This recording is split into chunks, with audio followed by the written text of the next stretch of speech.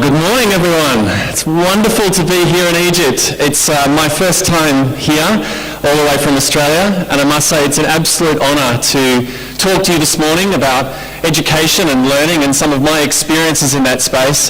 And I must say I'm just so excited to be in the presence of so many clever, excited, passionate people. And I want to share with you some of my stories about how design thinking can help change the way we learn. But of course, if we just talk about design thinking, we're not really going to learn a great deal, which is why I wanted us to simply look at how we're going to start designing our thinking. Because if we need to change the way we see the world, we have to start with ourselves. We have to develop better empathy and better understanding of what learning can look like. And as a way to start to test out how we might design our thinking, I have a little exercise that I'd like all of us to try right now. So, ladies and gentlemen, would you all please stand? This would be a good time to get a selfie, by the way. We're going to play a very quick round of an exercise that's basically called Sit Down if these things feel true to you. And there are just 4 statements I have for you, and as soon as you feel that statement is true to you, you can sit down. Okay, so do not feel influenced by those around you. Go with what is in your heart and in your head. The first statement: we've tried everything to improve education. Good, everyone passes the first question. Good. Lucky, I'm in the right place, nobody sat down. Secondly, the solutions for Egypt's education challenges will come from other countries. Yes. Redesigning learning takes too long, with too many decisions and too many people. Now people are sitting down. You know what I mean. Yes. And the last one. Technology is the most important thing we need to make learning better. Oh, a few more people. The most important. Interesting. Oh, look, the front row is still standing. Cheaters. Well, here's the last one, ladies and gentlemen. Sit down if you're excited about making a difference and you know someone here can help. Yes, well done, everyone.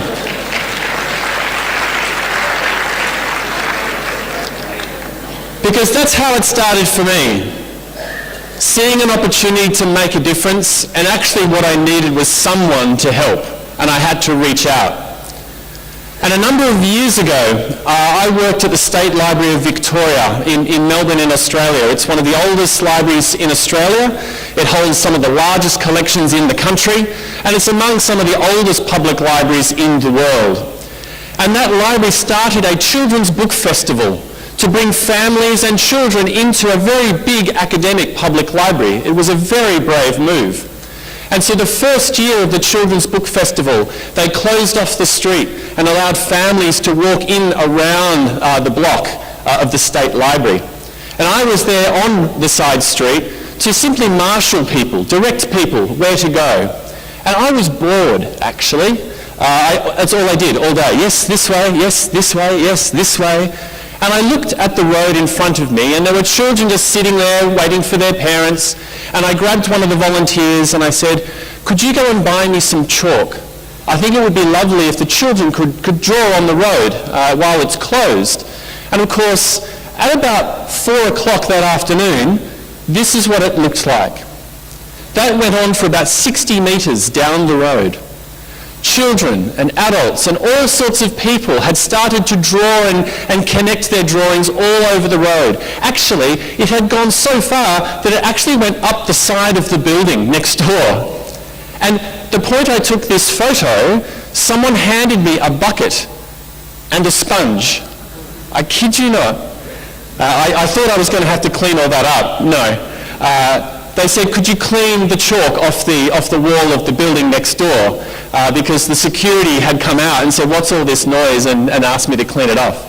But before I started cleaning, I took this photo. And I realized that's exactly what I wanted to see. Not adults giving children chalk and saying, here, go keep yourself busy, go away, go do something else and play, but getting adults involved as well, getting down to their level, engaging with children. And those of you that know this and see this, that's often what makes the difference. Come down to children at their level. Immerse yourself in their world. Understand their understandings of what they want to see and start to get involved yourself. You might find that you start to really develop some creative insights.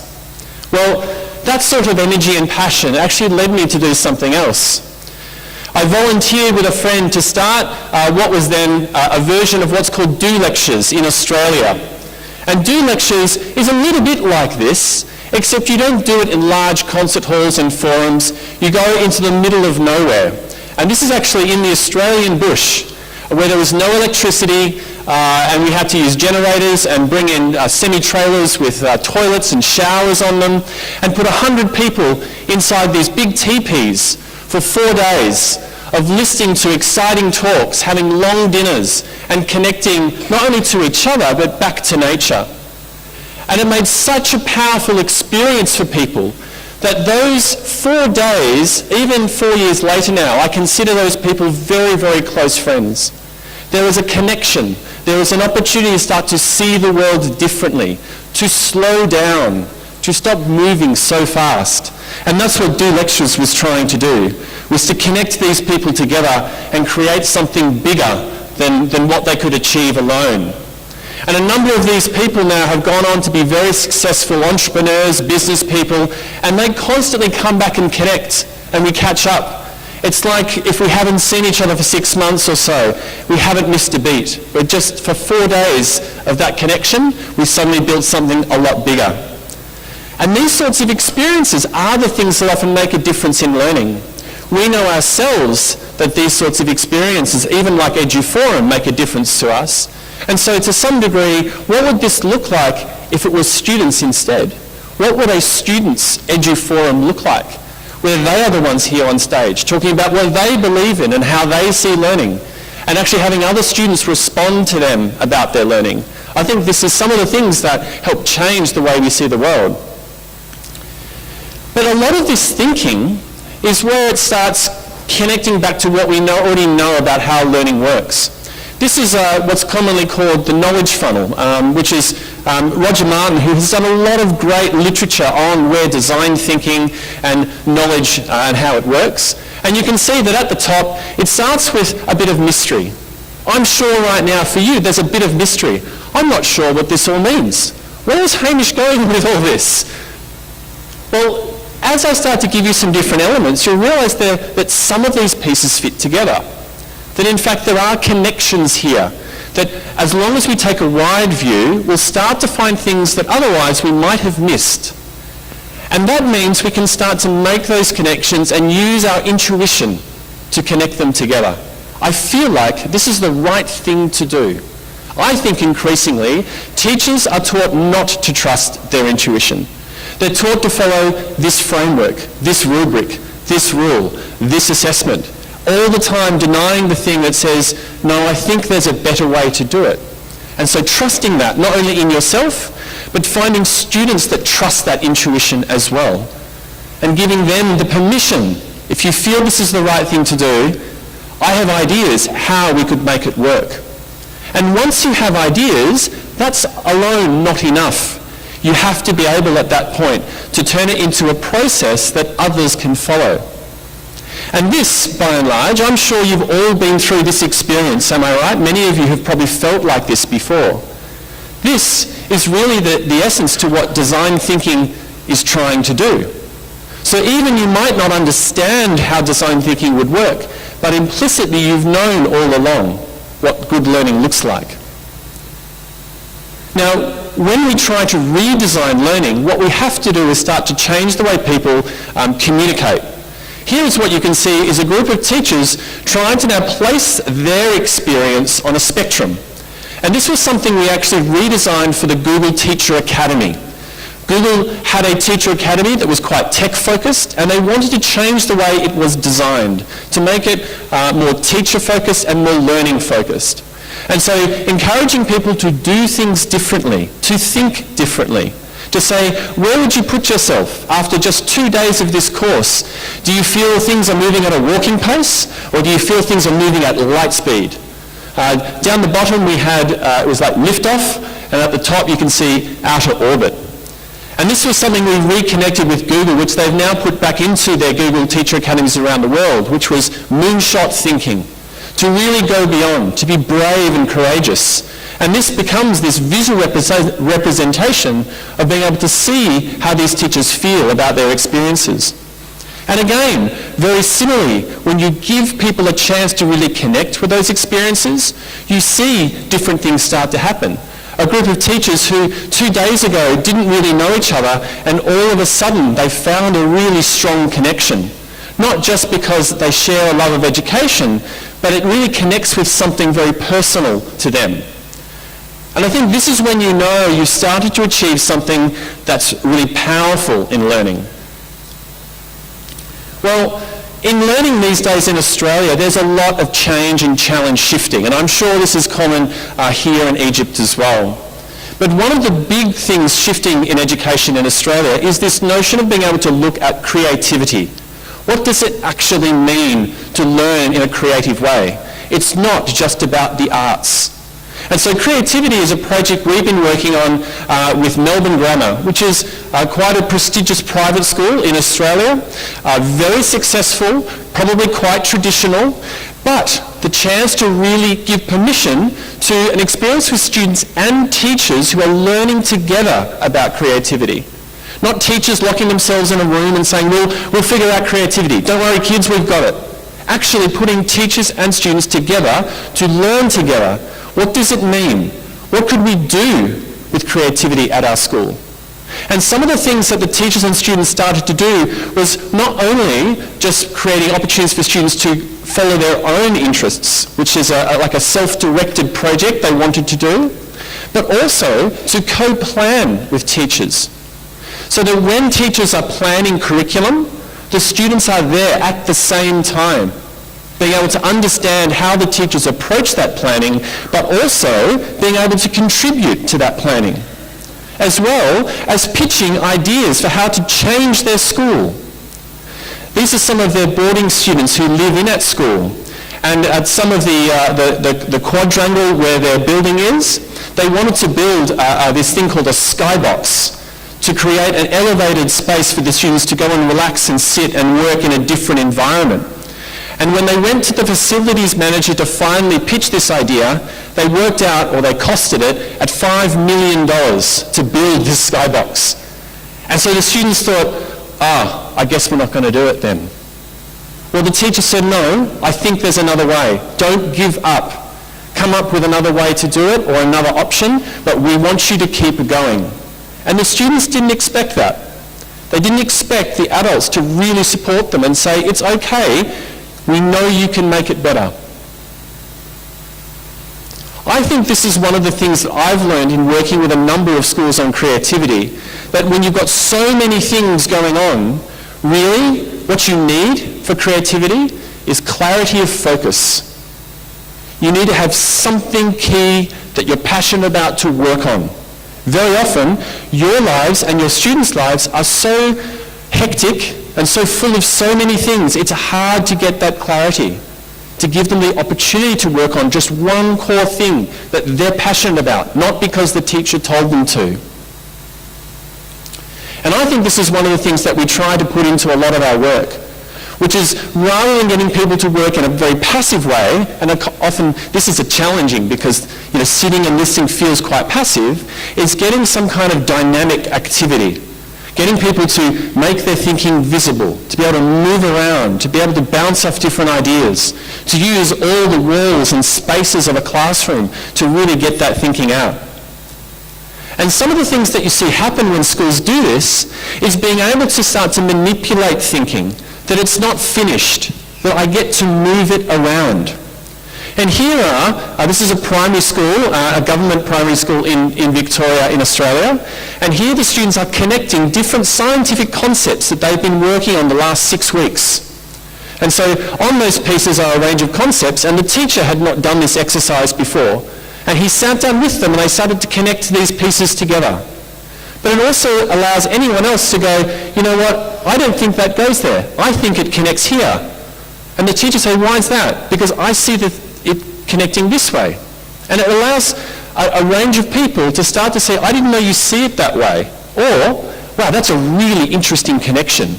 You have really learnt it. And at the end, I asked the teacher, I said, so what did you think? Do you think that the students have learnt really thoroughly about the scientific concepts? He said, yes. They really surprised me how deeply they've learnt about it. I didn't need to test them. They could show me their thinking and start to manipulate those connections together. I said, yeah, that's because you've done a great job. But you gave them the space not to find the right answer, but how they see the world instead. And very often, when you start to train students' perception of how they see the world, they get really excited. And I know this is an example of a primary school in the western suburbs of Sydney who had a piece of curriculum that was about teaching local history, about teaching citizenship, about teaching about teamwork and collaboration. And of course, for them it was a really boring subject. They said, oh, we hate this piece of work. I said, well, we've got to redesign it. And what we redesigned was something that started with the children, giving them an experience of discovery as if they were finding something for the first time. So this was an exercise in which the students literally dug up some history of the local area that the teachers had actually buried there to sort of create that illusion. But the students realised that, well, the teacher didn't know about it because we found it. And I want you to have a listen to the children's level of excitement, but also what they start to inquire about. So inquiry is often about natural curiosity. So what does natural curiosity sound like? What have you got? What have you got? Another rock. What is it? Another rock.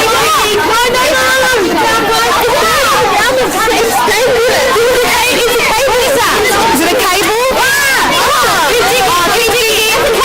No, let me look at it and make sure it's safe. No, it's not a cable. It's something. What is that? Let's keep digging. It's getting exciting. Excuse me. We found something. We found solo. Oh, let's keep digging. What is it? What is it, boys?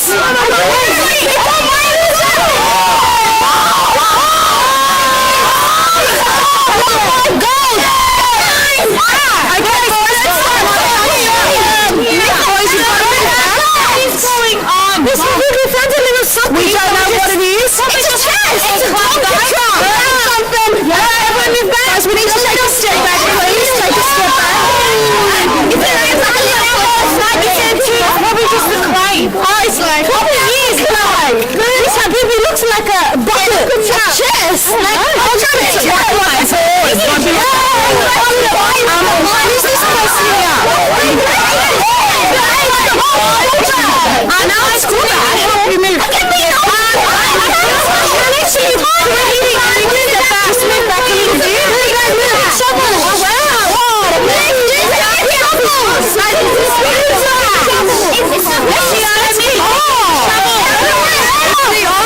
Who's that? Thomas. Can you move over just a little? This thing is fun. Let me video it. My gosh. Someone said it. Treasure! Excuse me! Take a step back, guys. This thing looks like a swamp!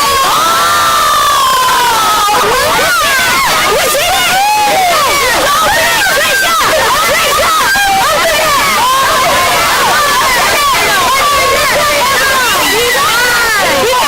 High five!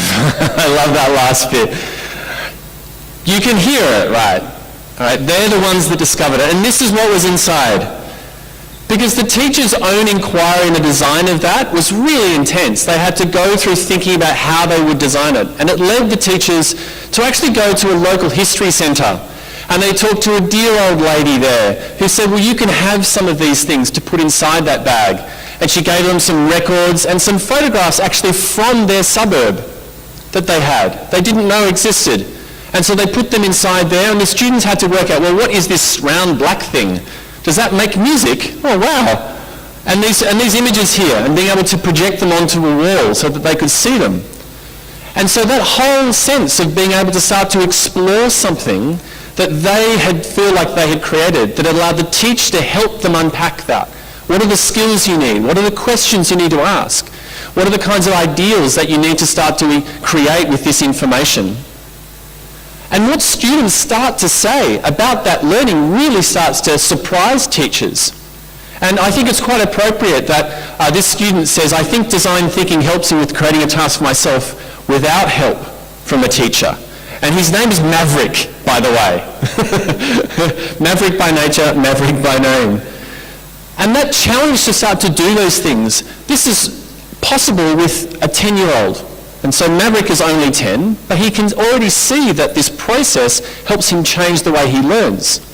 So how do you do this? How do you start to design these sorts of learning experiences? Well, one of the first things you need to do is you start to have to make your thinking more visible. And these same practices that you would do with students, we do with teachers.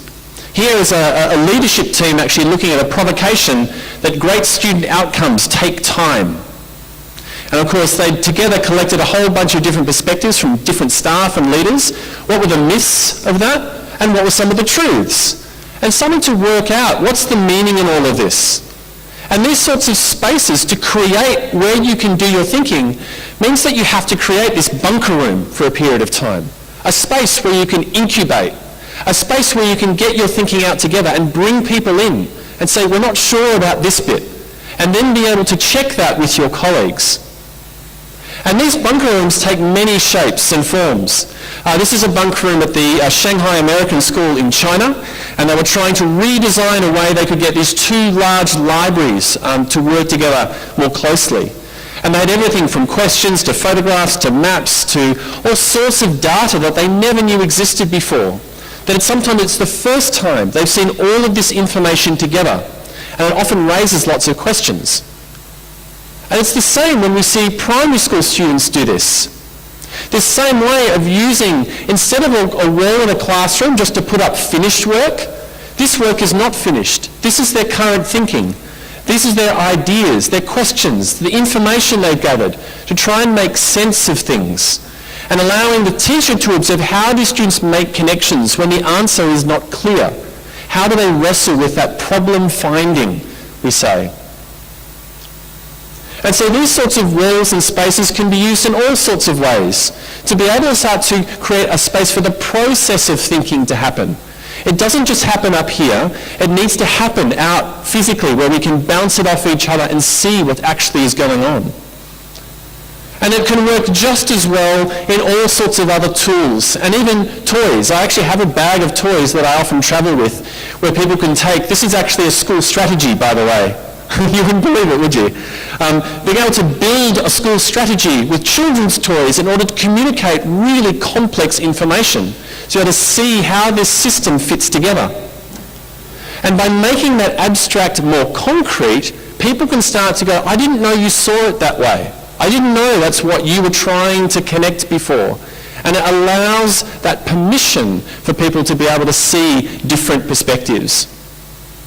And then being able to share that model or that perspective with a whole range of other colleagues to get other questions or other insights or other challenges coming in allows people to start to see that what you're creating or building is different to what has been done before.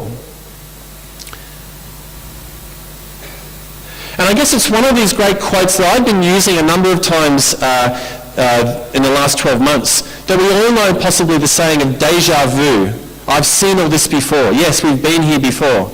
Adam Grant is a brilliant writer and a psychologist looking at a different way of seeing things. And he's flipped it. He said, actually, it's vu jardin. We have seen this before, but now we're trying to get new insights into old problems, which means we need to do it differently. We can't keep doing it the same way. And so some of those things that we need to shift if we're going to do it the same way are three basic elements. The first element is a tool set. And a tool set could be technology. A tool set could be using those toys, as I said before. A tool set could be putting things up on a wall. And being able to start to explore our thinking differently, we need to work differently. But of course, in the middle is a skill set. We're going to need to learn better ways to collaborate, better ways to communicate, better ways to think critically, to think creatively.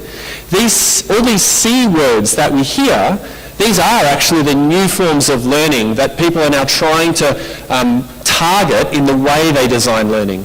Not just trying to go, can you spell or can you read, can you write? Can you work collaboratively? And it's really interesting, just collaboration alone could be a 3-year project to really work out how does a school collaborate and start to change the way it does. Which means that if you're going to shift those skills, the last thing, you're going to need to shift what's up here. Your perspective on the world, your mindset. And this is the one that can be hardest to change. Everyone wants the mindset to change often or improve, but it's often quite hard. Habits can be very hard things to break. Some of you might recognize these layers from Stephen Covey's work. If anyone's done the 7 highly effective habits of people, so this comes from his work and research. So these ways of seeing the world. But be very careful about the tool set. Don't confuse the tool set for the mindset.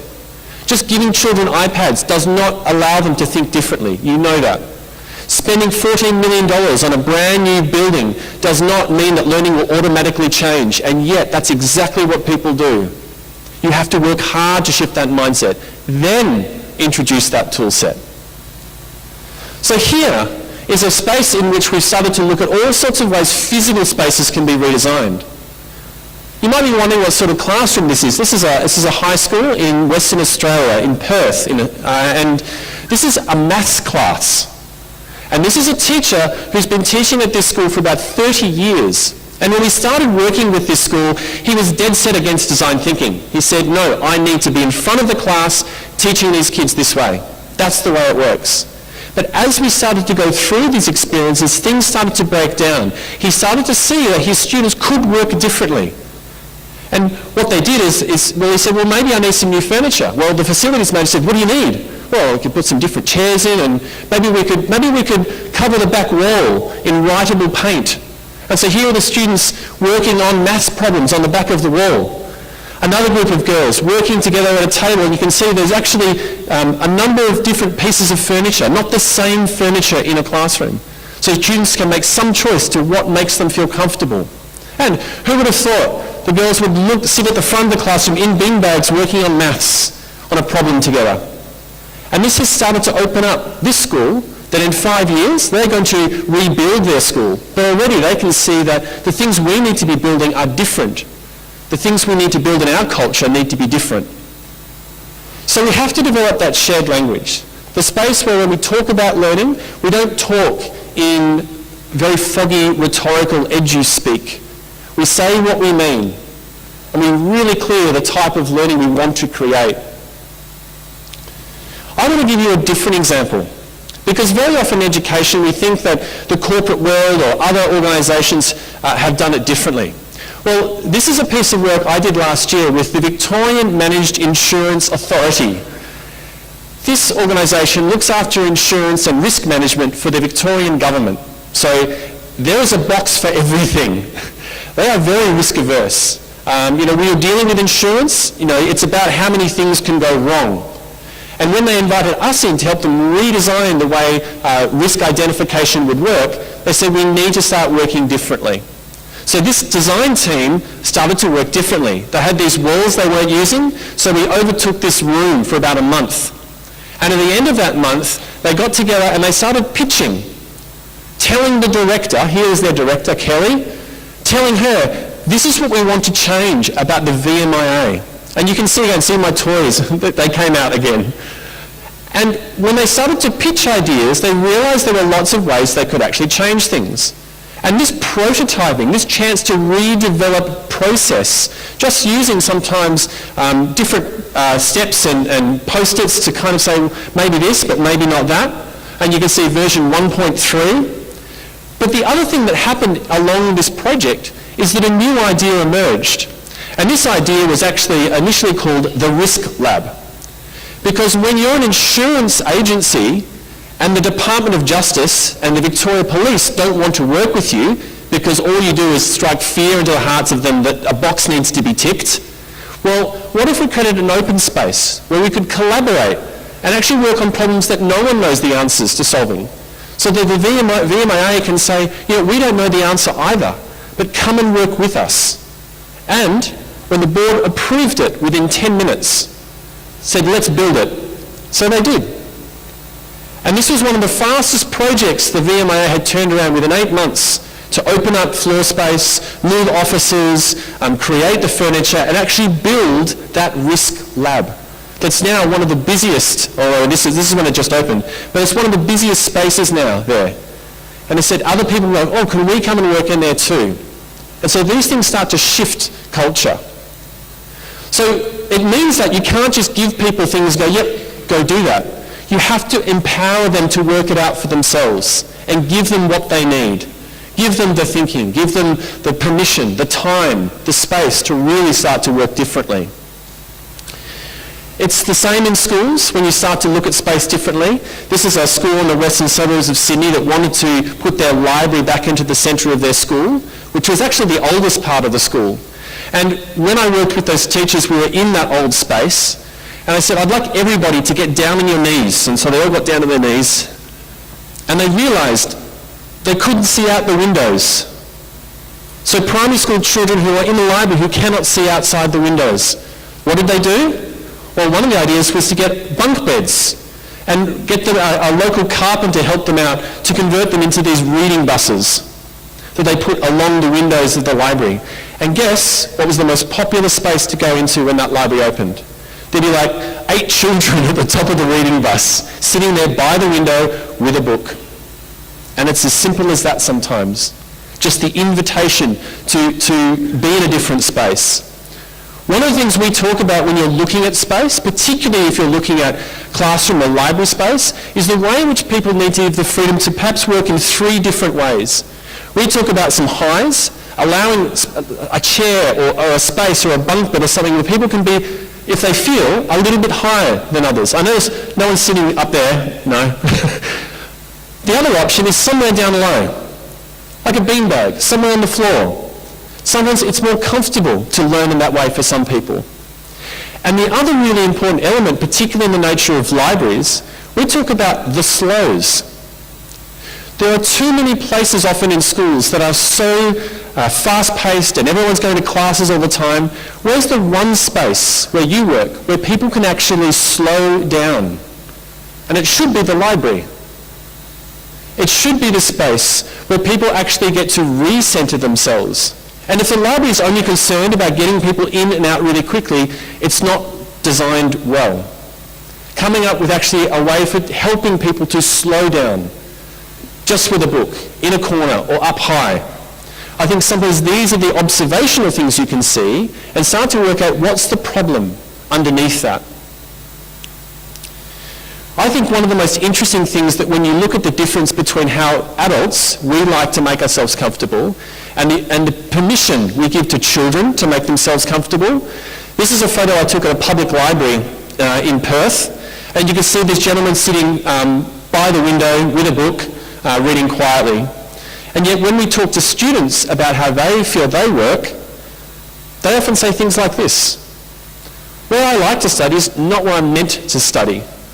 So already, the options that they have, the choices they have to learn in a way that suits them are already removed. It's hard for them to start to really get focus and come up with ideas if they're being told to sit here all the time for 6 or 7 periods a day.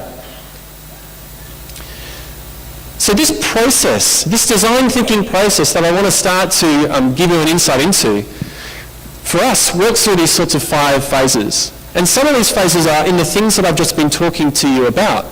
A space where you can get really deep into something, to really immerse yourself, to start to be divergent, as we say, to expose yourself to things that you would have missed before. Synthesis is that space for making a connection. So out of all that complexity, how do we find now some new insights to focus on? Not everything, but focus on something quite specific.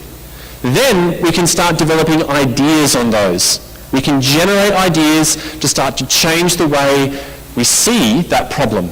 And out of those ideas comes techniques for prototyping, for one concept to make it better, to make it better. And the thing that helps us make that better is feed forward. Not feedback, feed forward. In other words, what do you like? What could I do to make this better? What questions have you got? And who should I take this to next? That's feed forward. And it works just as well for you as it does for 6-year-old children. If we have to break that down into even more simple ways, the way I often talk about it is these. That on the one hand, we've got a space which is really complex. It has lots of critical thinking. On the other end, we have something simple we want to do that requires some creative thinking. Now, adults really love this space. We all love it. We all love complexity. We could talk and debate and research and question all day long. But when it comes time to do something simple, a lot of us as adults will freeze. Because we've often been through an educational experience that tells us that creative ideas, no, don't work. I think you should just stick with what we've done before. But when you're using this as a process to start to change not just a classroom, but whole schools, even whole systems, what you're doing in the first half is trying to see the culture for what it is, that learning culture. And in the second half, you're now trying to shape it. What can we do to add value? And adding value are the things that keep us all passionate as educators, that we feel we can make that difference. Well, when a school starts to develop a strategy that says they want to now actually do that, to recorrect things, to put student voice and choice at the centre of everything, it's an ambitious statement. And this is an ambitious statement that comes out of the Nanjing International School in China that we've worked with now for a couple of years. And essentially what they wanted to do was redevelop that strategy so that it changed the culture of the school. Now this was a very bold statement that came after many weeks of research and investigation and discussion. And like a design thinking process, they said we have to come up with a way for the school to work on these challenges. And you can see that their process is a lot like a design thinking process. Find a project, find a champion, so find a mentor, find someone who can support you, find a time, get prototyping, perfect it, repeat. And I think that's one of the things that we do find in schools. It's not just doing it once, but continuing to do it, to find the motivation to get better at the work that we do. Now this worked for everybody in that school, students and teachers, that they could work in this way. And I can tell you, it really did worry some people, all right? And I think it was well said actually by their board chair, who said, you know what, I don't know if we'll make it. No one can say. But there is so much to be gained from making it happen that we have to try. What you see there is a great example of good leadership. Not, I can't solve all those problems for you. I don't have all the answers as the board chair, but I believe in what you are doing. Tell me what you need, and I want you to keep trying. And often, a good example of that leadership is that as problem finders, they can make sure that the school will continue to be successful and develop the problem solvers in the culture of the school. If you're interested, we actually got the school to publish this strategy as an iTunes booklet called The Little Book of Nanjing International School, if you wanted to download that and have a look at all the detail and some of the statements that went into that school strategy. I think one of the really interesting things that we see happen when schools start to change is how we measure it. Everyone wants to measure things. Well, one of the schools that we worked with in the western suburbs of Sydney tried to do that by creating some statements they could measure with children at the beginning of the year and then again at the end of the year. And in a year, when the students would be doing a lot of different types of design thinking. And so they measured a number of statements. You can see that this one, I can choose to learn in my own way. At the beginning of that program, you can see, well, no, we don't. We don't get a lot of choice. We don't seem to get a lot of control over our learning. We don't seem to be able to choose what we want to do. We just get told what to do. And by the end of the year, you can visibly see there has been a shift. Just within 1 year of working in this type of way, of developing really rich inquiry programs like the video I showed you before of the teachers digging up the treasure from the ground. Right? The opportunity that they have some level of control. What's also really encouraging is that when they started to see what students could evoke with their ambition, that actually children really did want to have an impact on the world around them. Like all of us, we're all persisting and trying to change the way education can work. And your students have exactly the same innate passions to have agency and impact. And having impact means that we've got to be able to work on things that really make a difference. Not things because this teacher wants me to, or another project that, oh, those kids did the same project last year. A project that actually contributes to the school. It could be looking at space. It could be looking at redesigning the school bell. It could be about how do we engage parents. Help the students to work on exactly the same problems and challenges that the whole school is working on together. And you'll find that students want to do this together. They want to work on these things. They do deeply care about the school that they're in, if given the opportunity to do so. I think it's a really powerful way in which education can start to change the way we really design learning. And design thinking as a process for doing that is really quite powerful. But it takes time and persistence to be able to have children who talk like this. I think the design thinking is fun and educational, and also lets children use their curiosity, creativity, and gives us freedom of choice at the same time. Although a few troubles may happen. And I really like that last bit, not only because the student is being very honest, but they acknowledge that this work is not easy.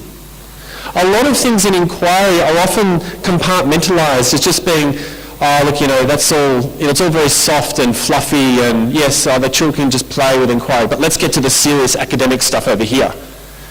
All right, and I was saying to some of my colleagues last night, don't get caught being either or. It's either direct instruction or it's inquiry. All right? No, it's actually about finding a balance. It was never saying that you had to choose one side or the other. This philosophy or that philosophy, this framework or that framework. Find the balance that's right for you. Find the things that help you start to make that difference in children's lives. And I think this is what you see in Annie. And Annie, if I remember, she's only 12 years old. And this is how she talks about her learning. I think all of us would want to see more children talk about their learning like this. Because sometimes these things are difficult to assess, yes. People want to be able to assess creativity and assess collaboration. That's the next big challenge, I think, for education globally. But if children can see the value and point, then I think we're going to make a lot of progress along the way. We'll find the answers together. I think some of the things that we're trying to change in the way learning happens can really shift our ideas. And I want to give you a tool that I've used many times with people that you can start to think about right now. If there has been an idea or a concept or a challenge that you've got, I want you to use art as an inspiration. This is a very famous painting that hangs in the National Gallery in Melbourne. And it's called The Pioneer by Frederick McCubbin. And you can see that, well, firstly, it's broken into 3 parts. And it's called a triptych.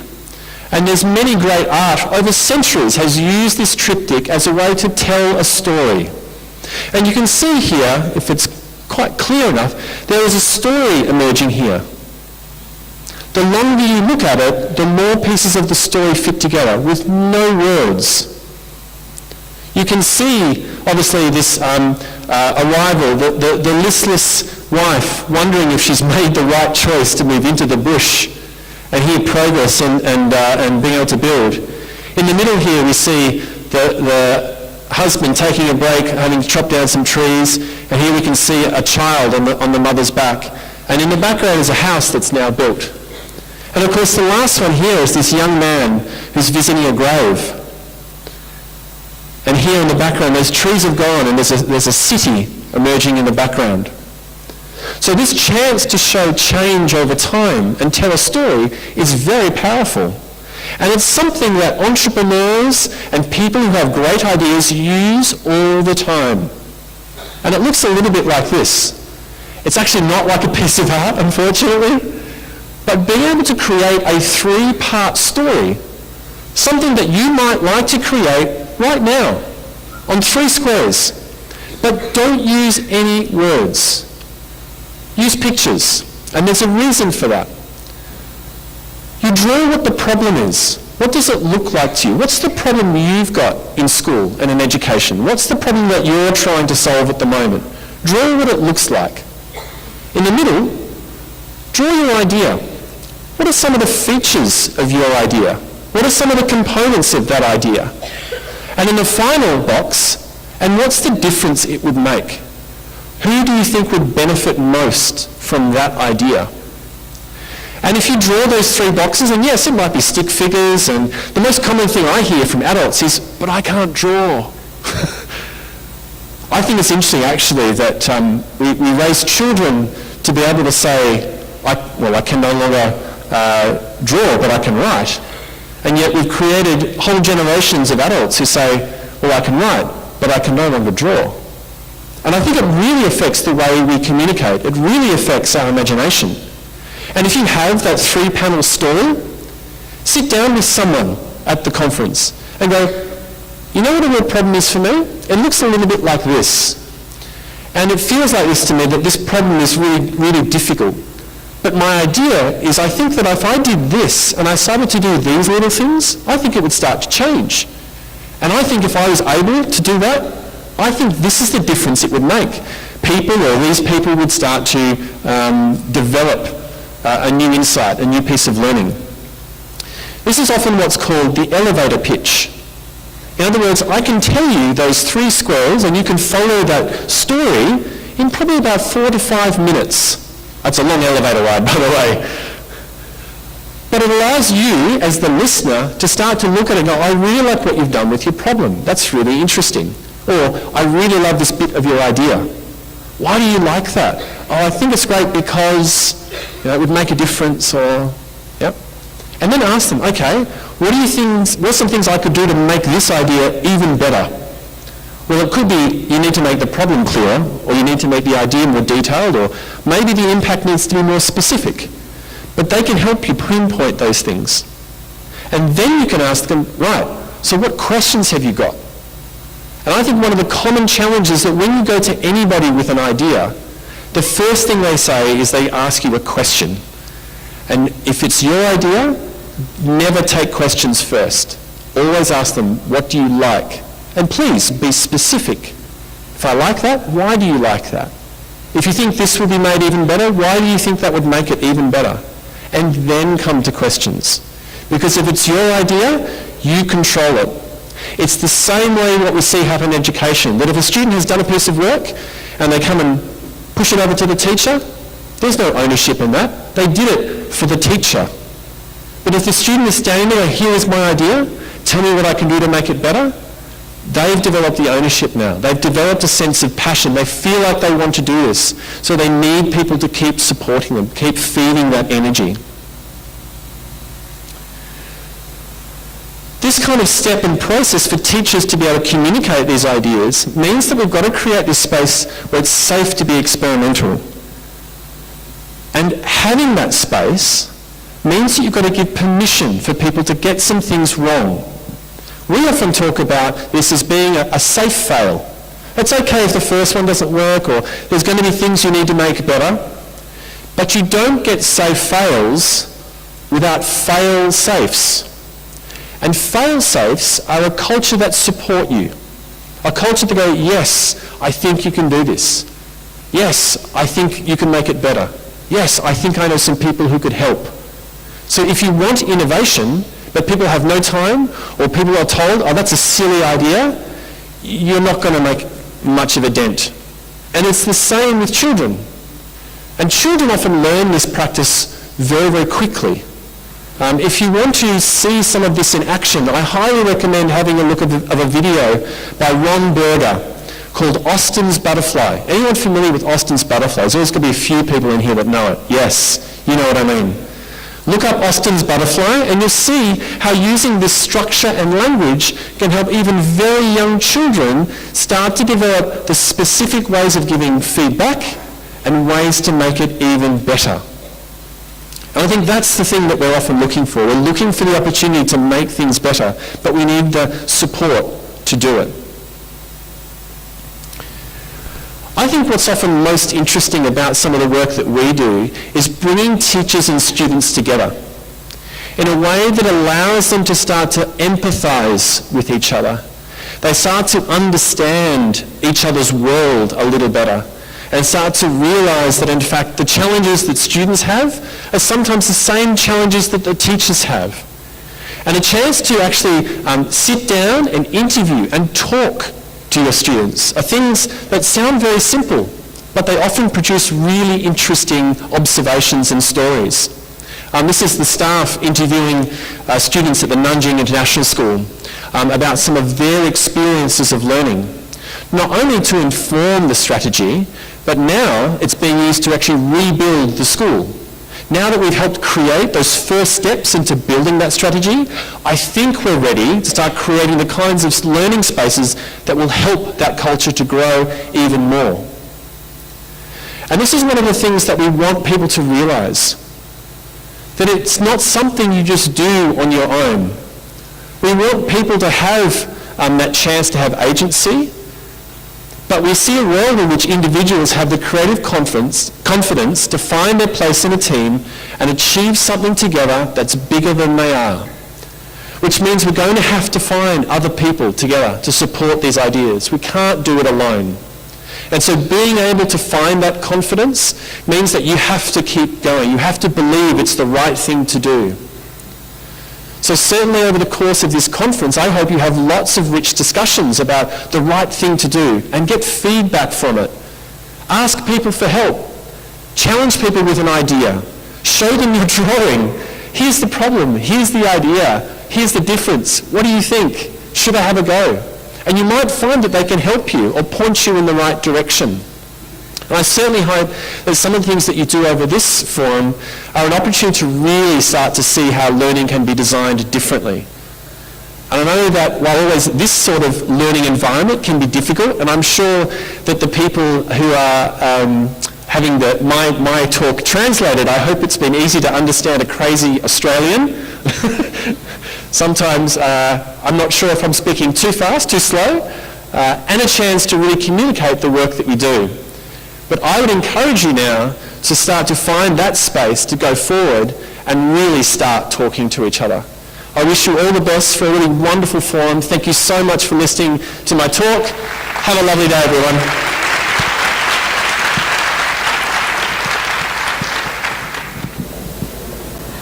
We will be having a break until 12:30. So for prayers and for please look at your calendars. Thank you.